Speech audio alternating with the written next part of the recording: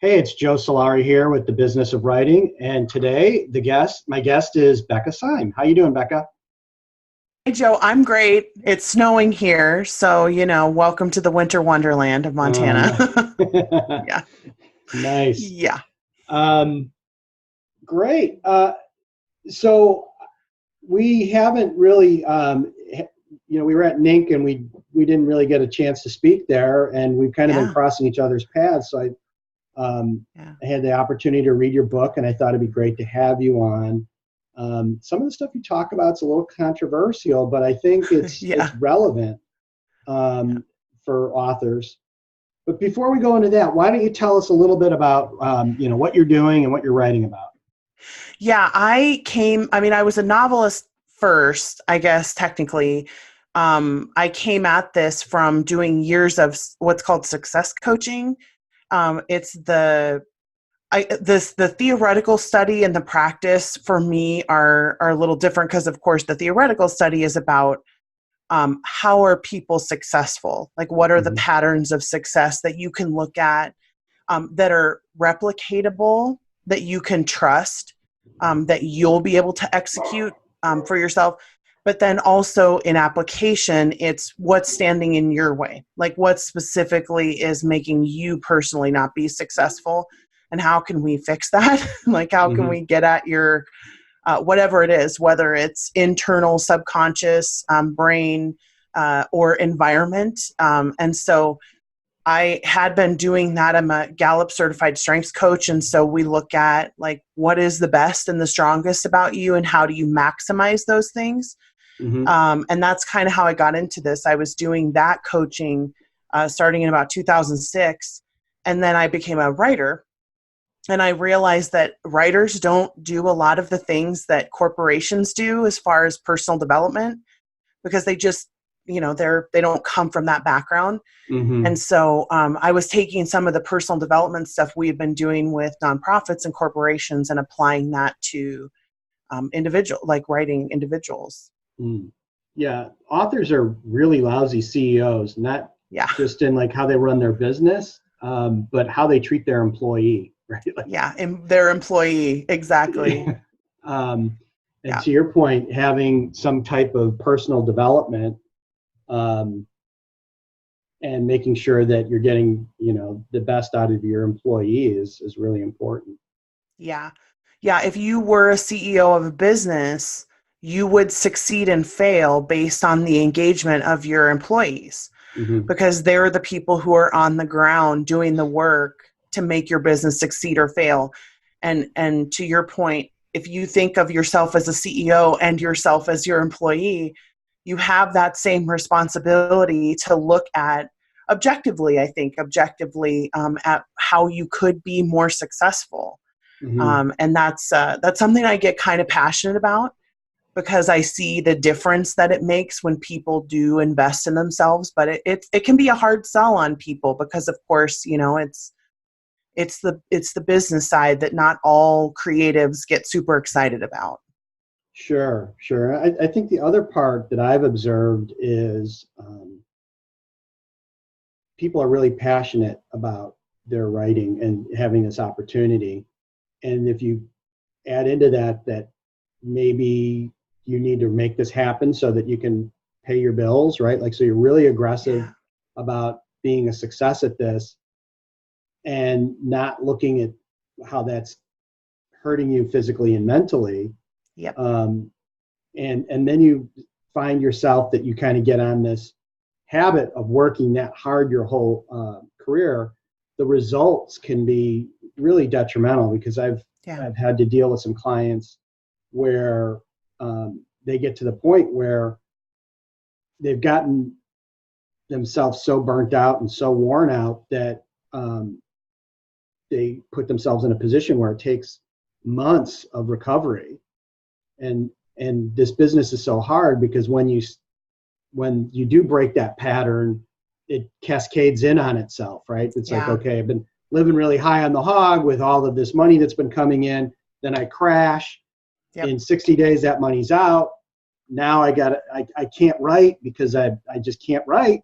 and Yep. and then it just starts spiraling away. And Yeah. And then that adds to your depression. Yep. I know you've been working with some folks around that. Could you do a couple things? Is one, kind of highlight some of the precursors to that and some of the things you see as, warning signs, and then talk about how you help folks that, either get out of that ahead of time or when they're in that, come out of the pit. Yeah, precursor wise, I mean, it's interesting. Almost everybody has someone in their life who's worried about them when they're ready to burn out. Like they'll have a spouse or a parent or child or writer friend who's saying, like, you can't keep burning like this. You can't keep burning. And of course, we feel so resilient and nothing is going wrong in the present moment. And so we think, I got it. Trust me, it's okay. But then the problem is it takes one thing, right? It takes one cheeseburger, or it takes one parent getting sick, or one move across the country, or one case of pneumonia. And then all of a sudden, all those plates that were spinning so well previously are all broken and you can't repair them, right? So running that high and that hot is super dangerous because you have a very, very small margin for error when you're running like that. And if you're not taking care of yourself, if you're not sleeping, if you're not drinking water, and I don't even touch all of the time diet and exercise because that's a place that some people don't want you to go to. But I'm like, if all you're doing is sleeping and drinking water and moving, then you're already ahead of the game, getting up out of your chair, that kind of stuff. But we don't always think about that until something goes wrong. And unfortunately, some of the biggest proponents, I guess, of taking care of yourself after burnout are people who have lost something because they burned out, and then they become super vocal about it, which is awesome. I'm glad we can learn from their, catastrophe. But I would like to see it not happen to people, and that's hard. That's hard. Yeah, and I think that also because of the solitude of the industry, a lot of folks it's like them and their cat, and they're writing, and they don't understand how things like mental illness come into play, and depression, and just how eventually that will catch up with you. Yeah. Even just things like the seasons changing. Like some people are super impacted by the amount of light that they get, and some people are really impacted by how often they have to be inside versus the people who like to be inside.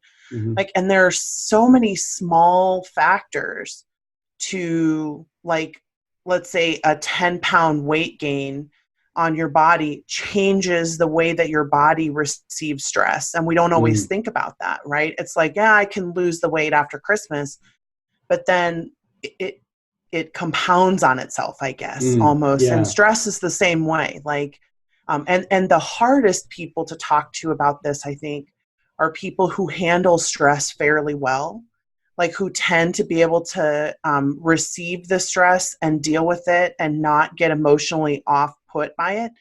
Those are the people who, when they do burn out, it is big and it's catastrophic. And even just a little bit of self-care, like it doesn't have to be taking time off even. It can literally be getting an hour more sleep, being on Facebook less, like little tiny things that make the hugest impacts to the way that your system produces energy. Yeah. Well, I know from my own personal experience, where I've had, full-on panic attacks, right? And I'm one of those people. It's like, I bring it on, like, just pack it in this suitcase. I can take it. And my mindset was that I was dealing with it, right? I could just, and I didn't realize that when it hit, like I thought I was dying, right? Like because your heart changes, and and it's frightening. I come from a line of men that die early from heart attacks, so like it's like, okay, here it is, like, about that age, and like and when I went to get medical help, then there was the doctor. It was like, during a stress test is like, listen, your heart's super strong. Yep. It's a panic attack. And it's like, oh, Yeah. Yeah. So what kind of thoughts do you, the other part of the question was, like when you find somebody that's like that, how do you help them to start to kind of unload stuff that they feel they can't let go of? Yeah, we do a lot of. I have a class that I teach, and then I also do coaching. But even in the class, we coach, because I think a lot of how you see this stuff is perspective. Like, you Mm-hmm. have somebody ask you, and I literally have a rubric for how to attack some of these premises that we accept. That's like, well, I have to run Facebook ads. Well, but do you? Like, do you really have to run them? Mm-hmm. Why? Let's talk about that. Not just because somebody at a conference once told me that I have to, but let's actually talk about your platform and the size and how many books you have out and whether or not you're even like capable of understanding how Facebook ads work. Would it be better for you to offload that onto somebody? So we really kind of attack each individual section of life. And you can do this without even taking the class. Like, you Mm-hmm. break down your life and you question every premise, because it's the things that we accept and expect that are the places of stress, the causes of Mm-hmm. stress. So like, if I expect that I can hit my foot on the table and it won't hurt, and then I hit my foot on the table and it hurts, then I get stressed about that pain, because I was like, I should be fine. If I walk up the stairs and I don't, have a heart attack, then I should be fine. And we don't understand how the expectations that we hold, when they clash with reality, that stress causes anxiety in us, and that we have to soothe that anxiety somehow. And so I want to go through and attack all of these premises that we're accepting that are causing us to stress out, Mm-hmm. and see which ones of them are really necessary. Because most people are doing too much. Most people are doing things they don't need to be doing. They're not thinking strategically about every single decision they make, and they're listening to people tell them what they should be doing because they want a certain thing. They want success or money or rank or whatever. Mm-hmm. And they never question anything. They just listen and assimilate. And so Mm-hmm. we do a ton of questioning of all of those premises about whether it's really good for you personally to follow that advice or not. Yeah, and that was one of the points in your book I thought was really good, is that whole idea of questioning the premise, and some of the things that I've learned over time about how easily you adapt, or you adopt beliefs, right? Yeah. And I think that that's something within the author community. Um, there just becomes these things that turn into urban myths. That it's like, Yeah. well, there's a 30-day cliff, there's the this, there's the that, and Yep. it's like, well, where did that ever come from? There's no hard data that's ever been collected on that. There's no real Yep. valid testing of that. And could it, like you say, could the premise be something different? Could it, Yeah. and I think the other part that I thought was interesting is like, what if you don't do it? Can you? Yeah. Yeah. What if it doesn't happen? Like, or what, like the cliff is a great example, because there's as much evidence that the way we go about releasing causes our books to fall as there is that the books fall. So like, we don't ever question the premise of, is my trying to shoot for a high rank causing me to have a sharper cliff? Mm-hmm. And that kind of like strategic questioning to me is something that I don't see us do a lot. And again, I don't think it's our individual fault. I think it's honestly that most people are not used to being in a situation where you're allowed to question things. Like, if somebody who's making a lot of money, like Stephen King, tells me that I should write every day, then by God, I better write every day, or else I'm not going to be successful like he is. And we don't stop to question whether that's really accurate or not. We just assume that it is. And so the assumptions that we make are like, fundamentally, that's where the majority of our stress comes from. Mm-hmm. so in your book about, you need to quit, you focus a lot on this. And I think that there's kind of two sides to this. Somebody that's watching this is if you're like that, where especially when you come back from a conference and you hear all these great ideas and you meet Yeah. authors that are doing stuff and they're trying to help you, right? Like Yep. it's like, hey, this is what worked for me. And then you're like, Yep. well, I got to try it. Right. Maybe two examples, maybe going through, like, one, if you're that person that you've already kind of picked up a bunch of these things that you need to let go, but then if you're just getting started, how do you protect yourself from picking up too many things to do? Yeah, I think let me address the second one first, because I think this can apply to both. Also, we tend to think that more opinions are better because more opinions are available. And we don't curate what we listen to enough because we're not getting whatever result it is that we think we should be getting. So like if I, for instance, decide that I'm going to write a book a month, then I go and I hoover in all of the information that everybody talks about that particular thing.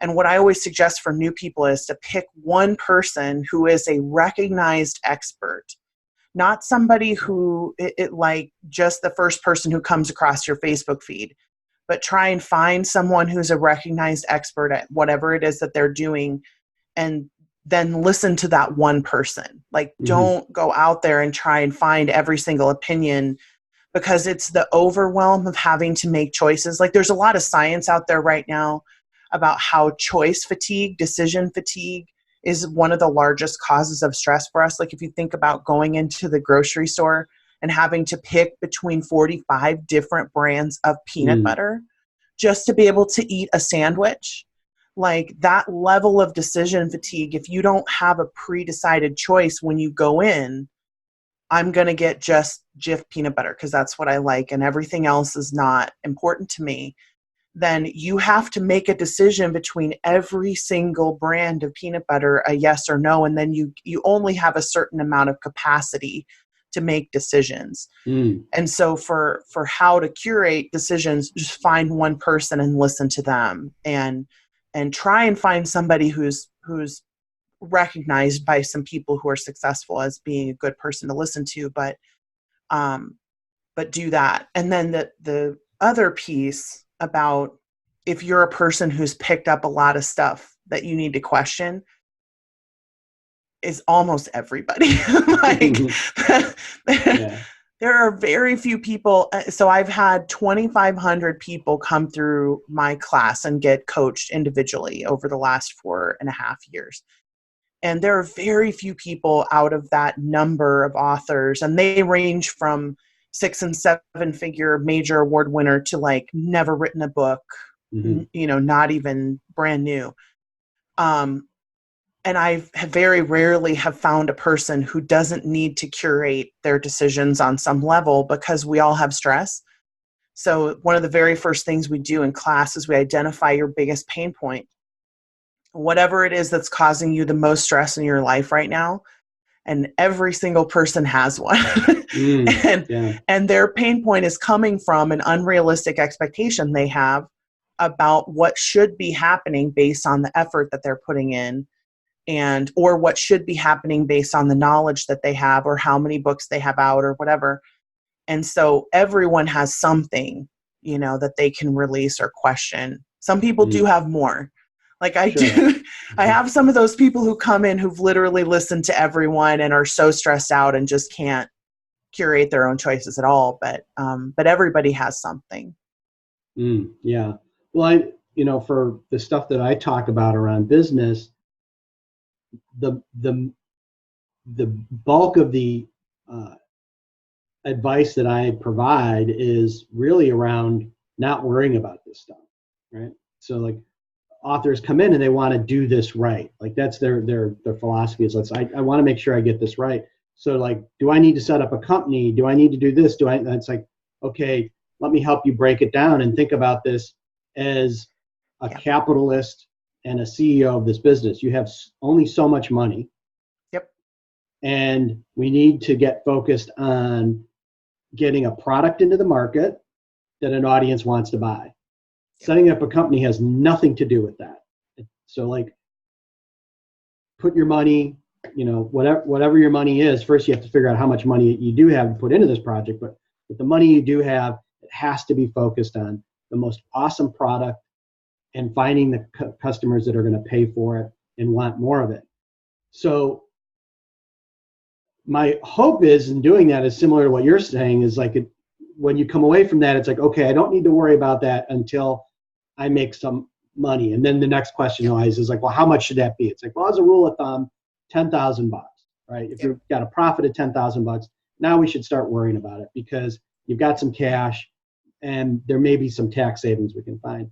But the whole idea is to like what you're working on is giving people permission to let go of this. Yeah. Not going to get your book written. Yes. I mean, this is part of why I know a lot of people who know you, right, who listen to you and listen to your advice. And when I very first was listening to what you had told them, I'm like, oh, this guy's high strategic, like from a strengths perspective, because we can't do this thing before we do this thing, right? And that kind of thinking, just from a metrics perspective, only 19% of people in the entire world have that as a strength. And so if you think of the 81% of people in the world who don't naturally think like that and need the perspective help, and then add to that the fact that there are varying degrees of capacity among those people who are highly strategic, it's so necessary to check the perspective on that kind of stuff before you make a lot of decisions, because not everybody is wired to innately have the capacity to be their own CEO without needing any help. And I really wish that we didn't have this sense of like, I have to do it all and I have to be good at everything. Because for me, I'm like, if there's somebody who is better than me at this, I'm going to go to them and let them tell me what to do, because I know that I don't think, strongly in every way. And the ability to let go of things because it doesn't matter yet is not a highly strong behavior for most people. So they need that perspective, right? They need to hear that from somebody. And really they need, because for you, or because I also have high strategic, it's so quick. It happens so fast. When I listen to somebody talk, I can be like, wait, you don't need to worry about that yet. How many books do you have out? How much money are you making? Like those kind of platform questions. You're putting the cart before the horse, and they can't hear it from themselves. But for me, it's such a quick thing. I had to figure out how to slow my thinking down and explain to people, this is the process, right? And so that's why things like this are so important, because not everybody thinks like that. Yeah. And I think that it's a lot of the stuff that I'm bringing to this community isn't necessarily author related stuff. It's small business ownership. It's small business. Yep. Right. It's people get into small business because they're good at what they do. They enjoy it, and their success begets a business and employees and taxes and all the stuff that comes along with making a profit. And it's like, well, it is not fun anymore. Well, the reality is that's what the bulk of people. That's normal. Yeah, like it. And when you think about this is something people forget, is like, the Fortune 500, so the top 500 companies, capitalization-wise, it's only 500 companies. Yeah. There's 28 million registered companies in the United States, right? So it's like, it's less than a fraction of a percent of like everyone else. The biggest percentage is people making less than $500,000 a year. Yep. And they don't have any training. They don't understand that. And because you love what you do, you're willing to do those extra things until you get to that point where you don't have any more bandwidth. Yeah. So what's your thoughts on how to be preemptive in that, right? So like as an author, the most important thing you need to be doing is writing, of course. Yes. Mm-hmm. Now, from my own personal experience, um, I'm always late to the game when it comes to offloading stuff, right? So I make my life worse, right? Because it's like, oh, I can't do X anymore, so I need somebody to do X. I still need to do X, but now I also have to hire a person to do Train X, someone. and Yeah. then train them to do X.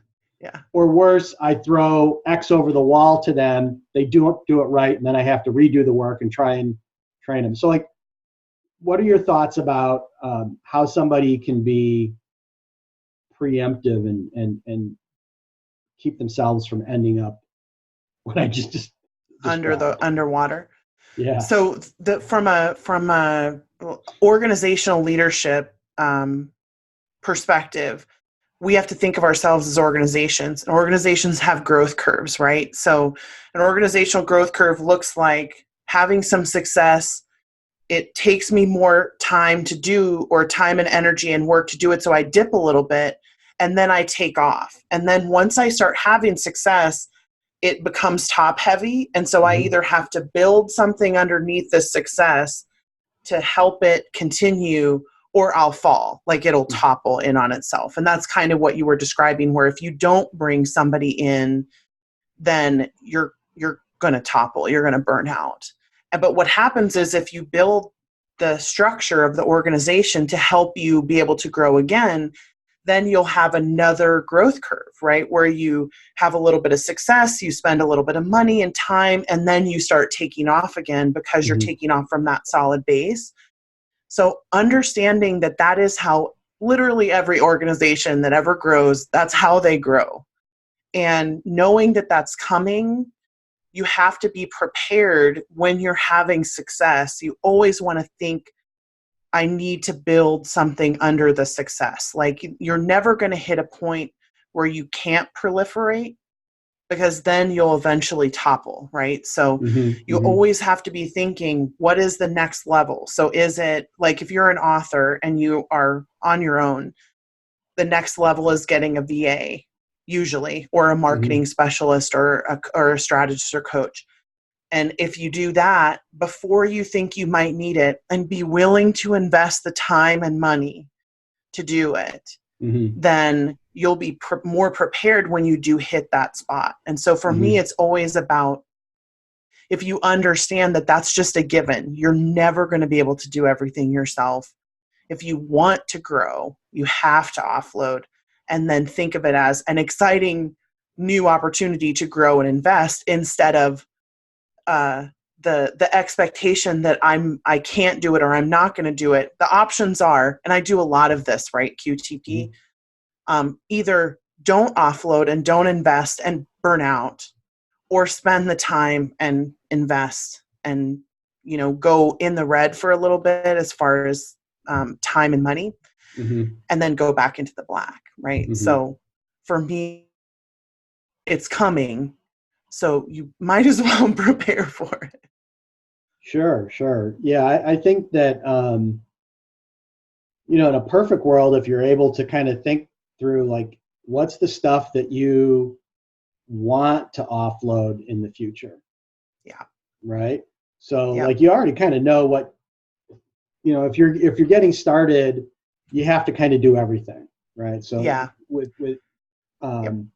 we work with 6 and 7 figure authors where we're doing their whole back office. We have a CPA that's doing their books. It's like, we're not being snobbish, but it's like, you have to have a certain level of income before you can afford to have people do that kind of work for you the right way.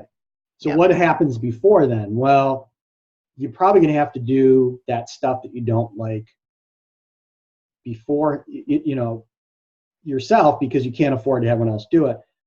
So thinking about whether it's that kind of stuff, or marketing or advertising, who might be a good solution for you in the future, and keeping an eye out for that, I think, is something you should be doing. Because if you take the time up front to kind of think about that scope, what you want to get rid of, and you can understand it, that when somebody might present themselves in your life, you're in a position to see it, and then articulate it, and then maybe make a decision like, you know what, it's going to be a little tight, but I know that if I do this and I hand this stuff off, I'm going to be out that cash, but now I have the opportunity to have that time back and understanding what that time is worth. What's your thoughts around tangent I just went down?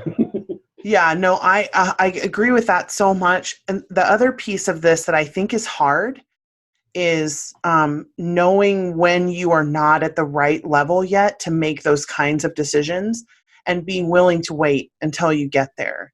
Like, one of the hardest things I think in knowing when you have a growing business is, at what point do I really need this, and at what point is it not good for me? Because spending too much money when you could be doing it yourself just because you don't like doing it, that's different to me. Mm-hmm. Like, I see an awful lot of authors who have virtual assistants who don't need them.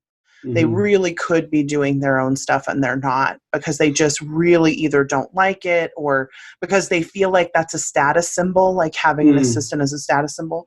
And I'm a big person of QTP everything. Like, I will admit that I was one of those authors who had an assistant and didn't need it. And when I finally did need it and realized the difference, it was like, oh, why was I even wasting my time, posting, having somebody just to post to my Facebook page? I could have done that myself. So yeah, I feel like if I could say there's one currency that I wish authors would have more of in general, it's patience. Like, to wait to get to the next level and to wait until the success can happen in a way that's sustainable for you in your life.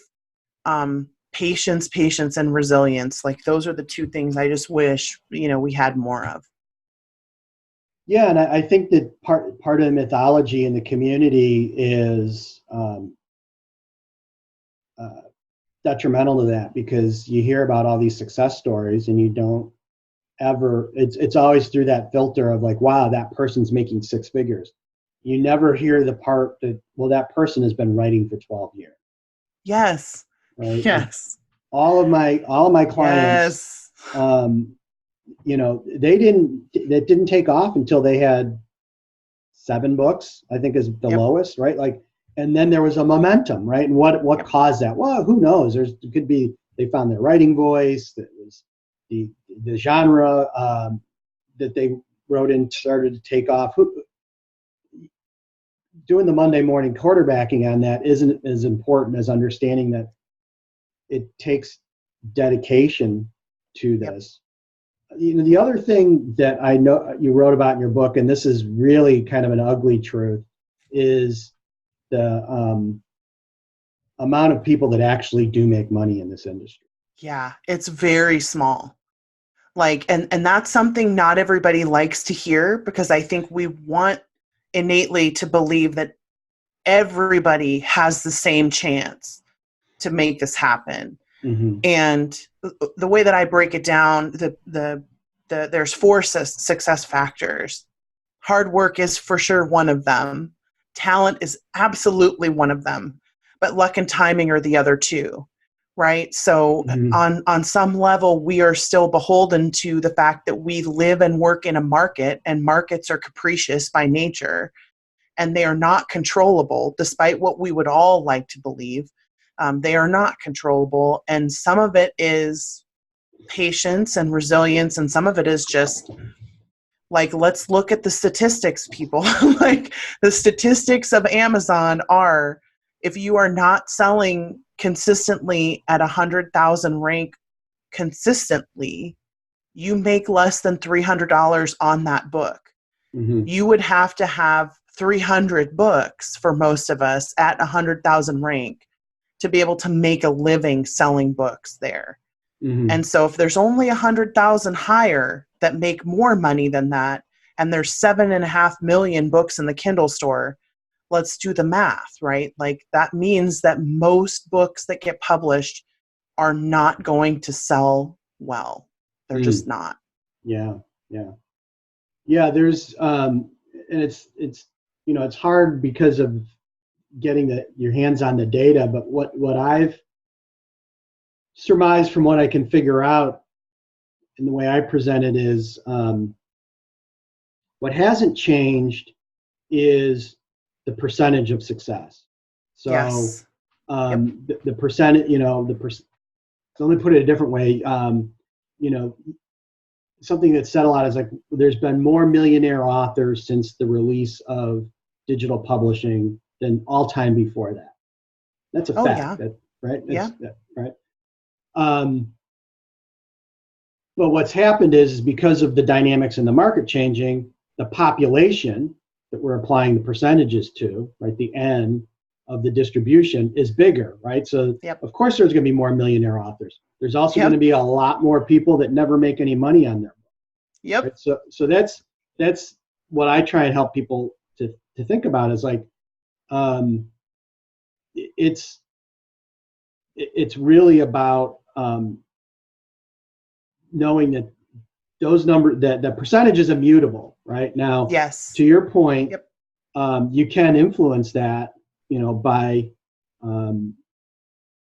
how your skill set and Yep. focusing that on the product and your customer and some real business Yep. basics. Yeah, because the people who are not selling, there are multiple reasons why they're not. Like you already give yourself a leg up just by treating it like a business. Like Mm-hmm. because most of the people who are not selling are not doing that. And so you do have ways of giving yourself a better chance. What I don't want people to do though is to hear there are more millionaires, there are, 1,500 six-figure authors out there right now on Amazon. But look at the number of authors also. It's not, can I do it? Of course you can. Anyone can, but not everyone will. Mm-hmm. And that's a big difference for me because it's the expectation that I should be able to make more money at this because I worked hard or because I am talented. The equal sign between those two things is what causes our stress to happen. Mm. And all I want us to do is to just take the equal sign out and put a question mark. Could it happen? Absolutely. Work hard, treat it like a business, get better, write more books, all of the big picture stuff that we talk about.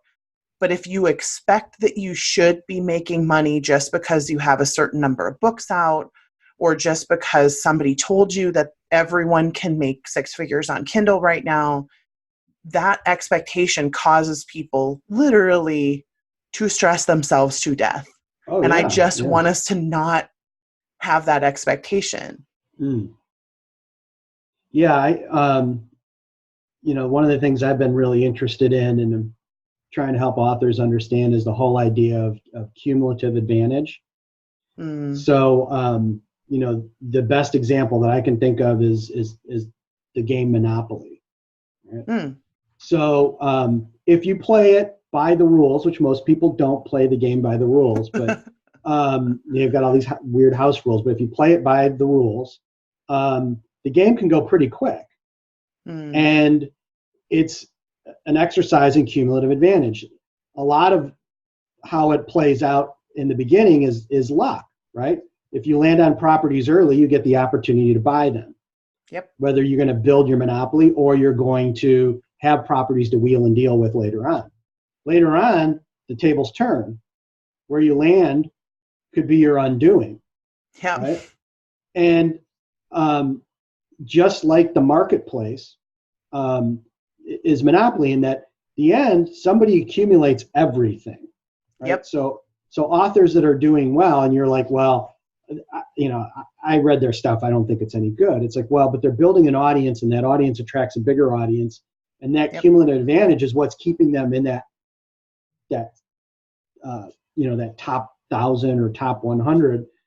Yep. Right. And so having authors that are up there, like what's interesting is what it takes to get up there. Right. And then once you're in that space, if you're if you're at number 10 in the whole store, people are like, oh my God, you're amazing. Of course, you're thinking, I want to go to 9. Yeah. Yep. Right? And the amount of stress that it causes in your life to try to stay at 10 is insane. Like yeah. Right. And also Yep. the effort is logarithmic to go, to move from 100,000 to 999,000 is not is much easier than moving from From 10 to 10 to 9, 9. because you might have to Yeah. sell another 500 books a day for Yep. 21 days to make that Yep. happen, right? Like, Yep. now the cool thing is to know that there's still that much more market, Yeah. right? Yeah. Like, Yeah. but understand, it's like all authors. I mean, you like you said, you're coaching all across the revenue spectrum. It's a self-imposed stress. Lower Yep. in the totem pole, people like, I want to be up on the totem pole. The people at the top are like either trying to inch up more or trying to just stay at the top. Stay where they are. Yeah. Yeah. Like there is no place where your problems go away. And that's one of the things that I think I Mm. wish that we would talk about more is like, why do you want to hit that high? Why do you want to make six figures? Why do you want to make $1 million? If it's so that you will have no more problems, you'd be so much better off making $50,000 a year, just being happy with $50,000 a year than you would trying to hit 1 million so you won't have any problems. That Mm-hmm. is the absolute wrong logic about understanding how to move up. There's no stress up there somehow, or that it's the easiest place in the world to survive. Like it has its own whole set of stress factors all by itself. And there is no place where you're going to magically make money and feel okay and stay there and be fine. Mm. Like that's about your internal state of being, wherever you're at on the spectrum of how many books you sell or don't. That's an internal self-awareness and okayness. It has nothing to do with how much you make, and it won't go away if you Mm. make $1 million. Yeah. Well, and how my approach to that is, thinking about taking a moment to think about your business as the investor. So you're putting Yeah. in capital into this business, whether it's money or your sweat. What do you want for that? Yep. What do you actually want for? Because if I was investing in your business and you said you want 10 grand for me to do whatever you're going to do, I'm going to be very clear about what I want, like what kind of Yep. return I want, what my expectations are, and when I get paid versus you. But Yep. as all small business owners, they never do that. And if you go back and think about it that way, like, what do I really want out of the business? Do I want to put some kids through college? Do I want to pay off a house? Do I want to work down Yep. credit card debt? Then it changes like your philosophy on how to run the business and actually what strategies you use in the business. But if you never stop to figure out what your goals are, how can you be successful? Yep. Right? Yeah, and for people who get uncomfortable talking about it like a business, because of course in authors, there's this sort of spectrum of like very entrepreneurial, business-minded focus, and then this kind of opposite end of the spectrum of I don't even want to think about money, etc.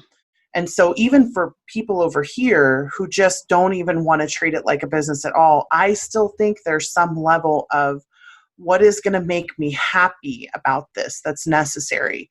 Because the bottom line is the sweat equity is a good term too. Even if you don't invest any of your own money, you're still investing a whole bunch of your time. Mm-hmm. And if you're going to put that much time into something, you need to think about what is going to make me feel. If I look back in 10 years and I think I was a success, what's going to make you feel that feeling?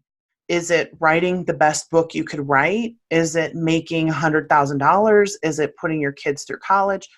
What is going to make you feel like it was worth it?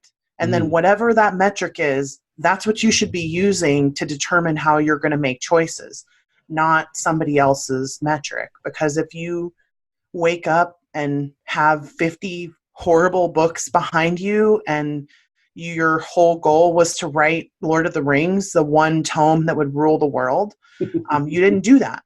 And no matter what you're doing, you're going to be unhappy. So like being clear about what's going to make you feel like you invested your time wisely is super important.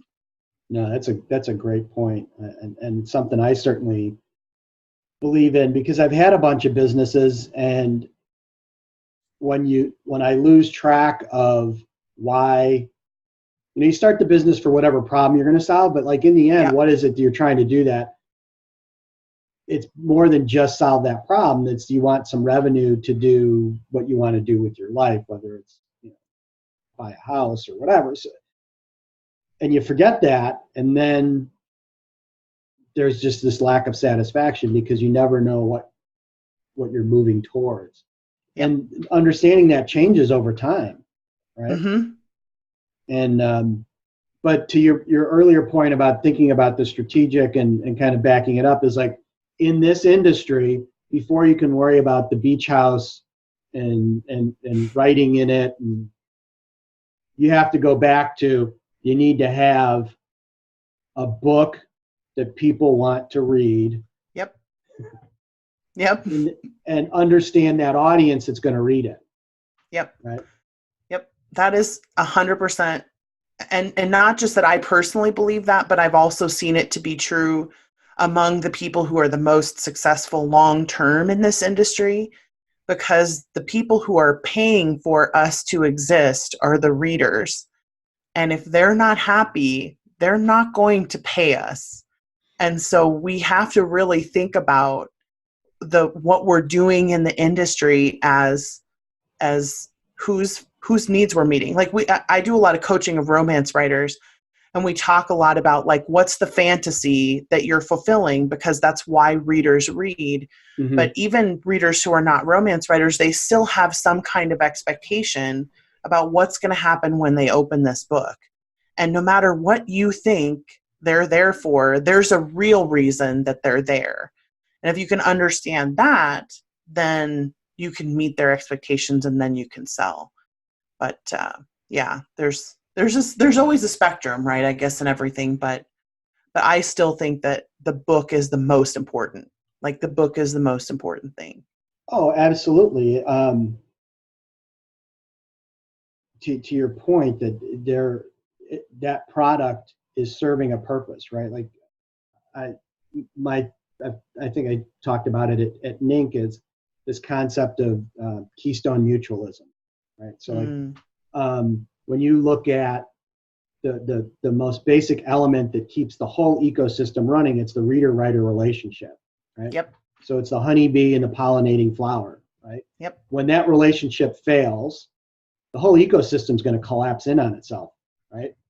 Yep. And we too often forget about that, and we worry about the ecosystem, we worry about the platform, we worry about what Amazon's doing. It's like, no, in the end, they're just friction, taking a portion of the money that a reader is prepared to pay for that experience. Yep. Right? Without somebody writing that book, that reader can't give money for it. And without a good book, they're not prepared to give that money. So that's the basic building block, the molecule of the whole thing, right? Yep. And it's too easy to be distracted by all this other stuff. And it's like, when you're starting to wonder about what to do next, that's what you got to go back and look at. Right? Yep. Like, who is that reader? Why have they been buying your book? And use that to, clear, I guess when your terminology, when you're questioning the premise, I guess that's one of the foundational things that you always need to compare against, right? Yep, I agree. Yeah. And that's really what it comes down to for me in everything, is there's always something fundamental, like underneath whatever it is. And if you can figure out what that is, and again, I think that takes perspective and conversation and community and all kinds of stuff, but in order to make it happen, but that basic core thing of being an author is that we're writing books for readers to read, right? Like that's what we do. And to me, then that's got to be the most important thing. And if all you do is think about that thing, I still think that you have a better chance of being successful than anything else in the industry. For sure. Well, and I think that gets to, a lot of people questioning, like, well, how is it that particular person is successful? Yeah. Right. And I would say, well, whatever this example author is, we may all agree that that person's writing style or talent is not as good as yours. But what they've done is they've delivered a product to an audience that is prepared to pay for that, right? Yep. Now, the other side of that is maybe you're not prepared to write to that audience. Yep. Right? And that's okay, but understand then you're in no position to question the money that that person makes writing in that particular market. Yep. So, Yeah.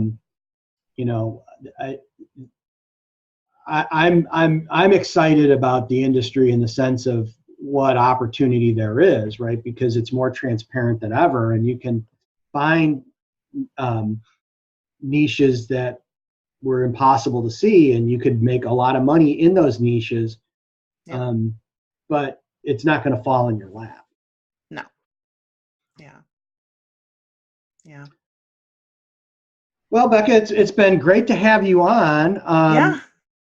Where can people find you, and maybe kind of go through some of your books? Yeah, the easiest place to start is the Quick Cast on YouTube, just because it's the free channel. It's the most accessible.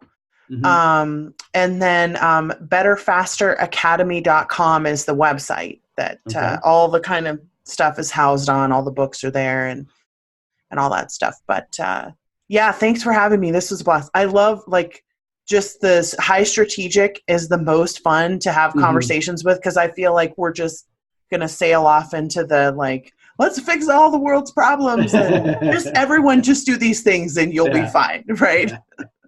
Yeah. Yeah. I'm that same way. And the reality is I'm sure you find it true when you're working with clients, is that every situation is specific, right? Once you understand, because this whole thing with advertising, I have clients that will say, I'll never spend another penny on Facebook ads ever again. And I've got other clients that say, I'll never spend another penny on Amazon ads again. Yeah. And they both are spending thousands and thousands of dollars. And I've got another client that doesn't spend any money on advertising, right? Yep. And it's like, well, how can that person do that? And it's like, well, this is all the things that person does. Are you prepared to do that? It's like, oh, no, I'm not going to do that. It's like, okay, well then. Yep. You have his results. Yep. Yeah. Awesome. So, it's just, it's hard to kind of separate those things out and understand that, everyone's got their own way of doing it. Once you understand what works for them and kind of clear out the clutter, then you can help them with that strategic. Yeah, that's why I'm such a huge fan of things like this, like the strategic discussions or of coaching, or of having a strategist or someone that you use for perspective. Because there's no such thing as one size fits all. Copycatting is only going to get you frustration. And what you really need is that customized, look at what is in your way and what's not. Yeah, that's for sure. Yeah. And once you are successful, your success makes your life change, right? That's some of the biggest issues that I've dealt with authors has been around when their business gets up to a certain size and they're like, what happened? And it's like, well, you built a $500,000 a year business. It's not the same business anymore. It requires more money, the same more business. effort, right? Yep. So now we staff have to change. Probably, and that there's issues there as well. And then the same issue happens when you're in any business. Am I still going to get to do the stuff that I want to do when I have to basically be the CEO of a corporation? And I think that's something to be said for, write the books, just write the books and decide that stuff later. Figure it out. Yeah. It'll come. Yeah. All right, Becca, it's been great to have you on. Yeah, thanks. It was a blast. I appreciate it. And we'll see you around at the different conferences we're going to. Right? Yeah, I imagine. All right, bye. Bye.